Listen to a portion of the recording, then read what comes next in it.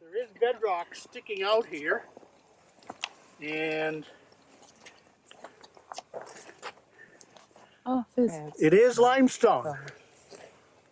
So this is a piece of the Frederick Limestone here, and it's sitting much lower because, as I said, it is soluble.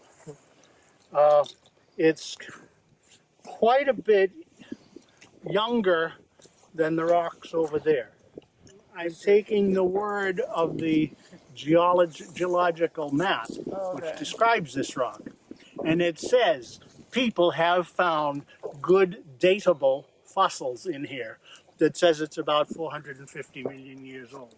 If I took the trouble and spent a lot more time around here, I could probably find those places where the fossils are. I haven't done that. So this again, this limestone is very characteristic of shallow tropical water. So this again is not the deep water rocks we saw at the first stop. It's a completely different sort of geology. It's shallow water. But one of the other reasons I stop here is because up at the top there in the field, let me go on up, you stay down here. I find a lot of rocks like this. This is a quartz cobble. It's vein quartz, like the quartz we saw at our first stop. And it's all through the fields up there. That's not the rock that you find as bedrock here. The rock you find as bedrock here is limestone. And these obviously have been carried quite a ways by a stream because they are nice and rounded. Wait a minute now. These were carried by a stream. This is a hilltop. How did these get up there onto the hilltop? Suppose somebody carried them up? That'd be sort of pointless. You know, take just loads of round rock and dump them over acres and acres of hilltop up here just for fun. Especially since that's farmland, and rocks in farmland aren't particularly what you're looking to have. Okay, the explanation is over that way. If you go you may have noticed as we came by here, there were signs for the C&O Canal. Mm-hmm. We're right along the Potomac River Valley here. And this was carried here by the Potomac River. That still leaves a problem. The Potomac River is a couple of 100 feet lower down in the valley over there. But if you go back just a few million years, just the other day, geologically, the Potomac hadn't yet worked its way down that far. And the Potomac was flowing up here. And when it was flowing up here, it left these big rocks.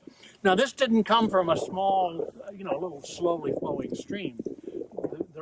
The stream that moved this was flowing pretty fast. It was a pretty big stream in order to be able to carry something this big.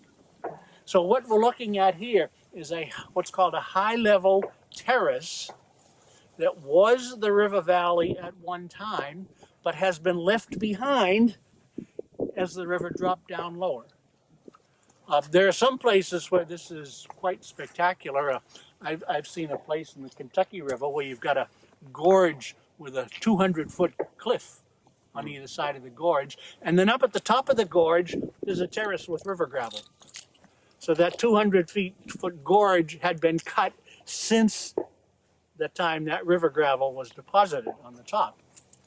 And here, the Potomac has cut a couple of 100 feet lower since all of these big cobbles, these boulders were left up in the field here. That's only a very few million years old, probably. Exactly how old? It's a guess.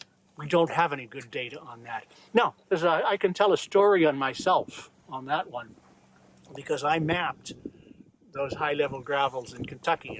I was actually mapping the area for the U.S. Geological Survey. And when I found this gravel, I knew the story about it because other people had mapped it nearby. But I found what I thought was a tooth in the gravel. And I was so excited. we've got a fossil. We've got a way to identify this. We can put a date on it. Finally, nobody's been able to date these high-level gravels. So I took it into the office, and all the other geologists looked at it and congratulated me. Yeah, that looks good.